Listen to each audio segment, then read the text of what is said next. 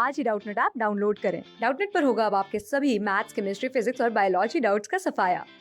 बस अपने क्वेश्चन की फोटो खींचो, उसे क्रॉप करो और तुरंत वीडियो सोल्यूशन पाओ। Download now.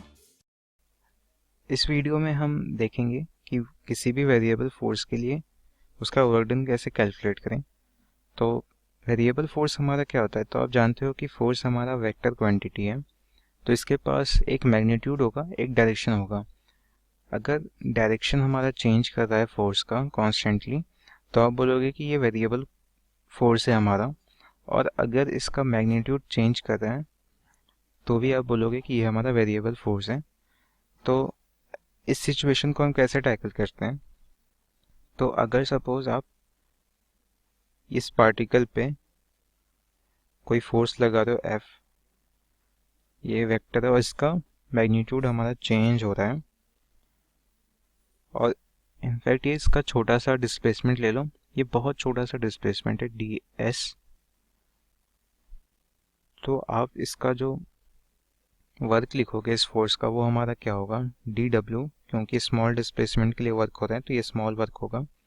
ये हमारा क्या होगा, F dot displacement of position point of application, तो ये F डॉट ds हो गया यहाँ पे।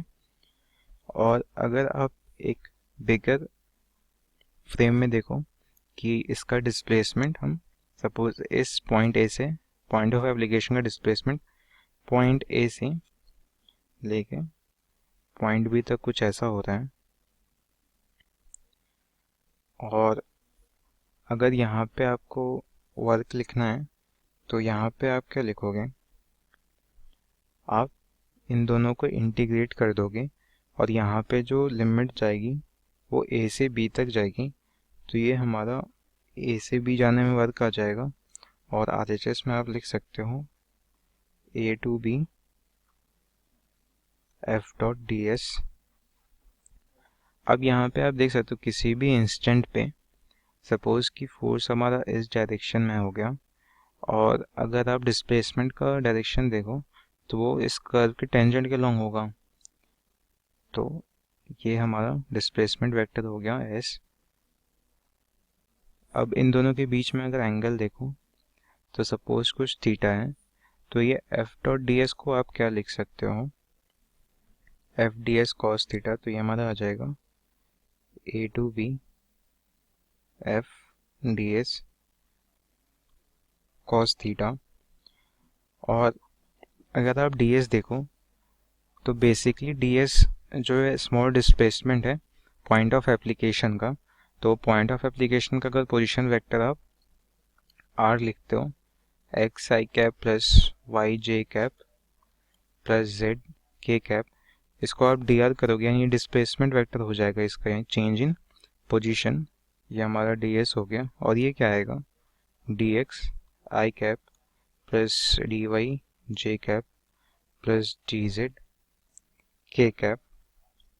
तो अगर अब आप वर्क डन कैलकुलेट करोगे तो ये हमारा क्या आएगा, integration of F dot D S.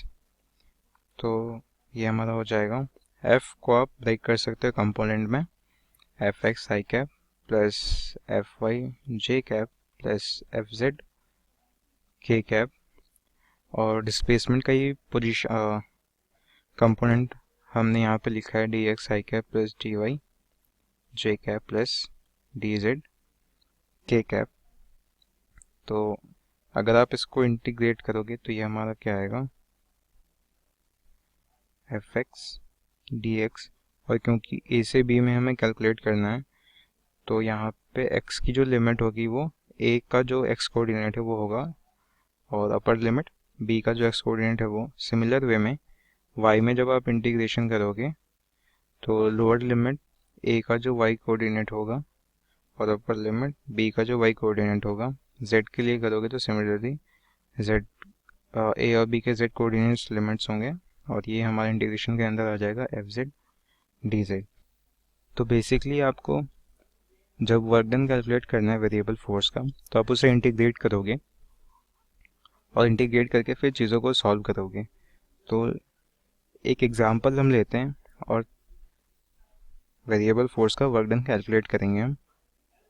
इस एग्जांपल में हमें एक वेरिएबल फोर्स गिवन है जो कि आप देख सकते हो एक्स और वाई पे डिपेंड करता है, यानी उस पार्टिकल का या फिर जिस पॉइंट ऑफ एप्लीकेशन की बात हो रही है उसका कोऑर्डिनेट्स क्या है, उस पर हमारा फोर्स डिपेंड कर रहा है और वो जैसे चेंज करेगा फोर्स की वैल्यू भी चेंज करेगी। तो ये हमारा वेरिएबल फोर्स है। और अगर आप डिस्प्लेसमेंट देखो तो वेक्टर फॉर्म में हमें गिवन है, इनफैक्ट पोजीशन वेक्टर इनिशियल और फाइनल हमें गिवन है। तो हमें फाइंड करना है कि इस फोर्स का वर्क क्या होगा। तो वर्क हमारा क्या होता है, अब बेसिक से शुरू कर सकते हो। ये हमारा होता है integration of F dot D S. तो यहाँ पे एफ की जगह हमारा आ जाएगा 6x आई कैप प्लस 2y जे कैप, और आप डी एस की जगह लिख सकते हो dx आई कैप प्लस gy जे कैप। और यहाँ पे लिमिट क्या होगी, तो आप देख सकते हो x जो था हमारा उसके लिमिट 3 से 5 जाएगी और y 8 से -4 जाएगा। तो ये हमारा क्या आ जाएगा 6x dx integration plus 2y dy। और अगर आप लिमिट्स की बात करो तो आप देख सकते हो r2 माइनस r1 करें तो ये हमारा डिस्प्लेसमेंट देगा। और डिस्प्लेसमेंट आप देख सकते हो x हमारा 3 से 5 गया है, तो ये 3 से 5 हमारा लिमिट्स आ गया x के लिए। y के लिए आप देखो 8 से -4 गया है, तो ये 8 से -4 यहाँ आ जाएगा। अगर आप इसको कैलकुलेट करोगे तो ये हमारा क्या आएगा, ये हो गया 3x² और लिमिट 3 से 5। इस साइड अगर आप देखो तो ये y² आ जाएगा और 8 से -4। तो आप देख सकते हो ये हमारा क्या आएगा 3, और x² की लिमिट 3 से 5 तक है, तो ये 25 - 9 हो जाएगा, प्लस y² कैलकुलेट करना है 16 - 64 हो जाएगा। तो आप देख सकते हो ये हमारा क्या है फाइनली 48 -48 और ये 0 हो गया। तो इस फोर्स का जो वर्क डन है वो आप देख सकते हो इस केस में हमारा 0 आ रहा है। क्लास 6 से 12 से लेके नीट IIT JEE मेंस और एडवांस के लेवल तक 10 मिलियन से ज्यादा स्टूडेंट्स का भरोसा। आज ही डाउनलोड करें डाउटनेट ऐप या व्हाट्सएप कीजिए अपने डाउट्स 8400 400 400 पर।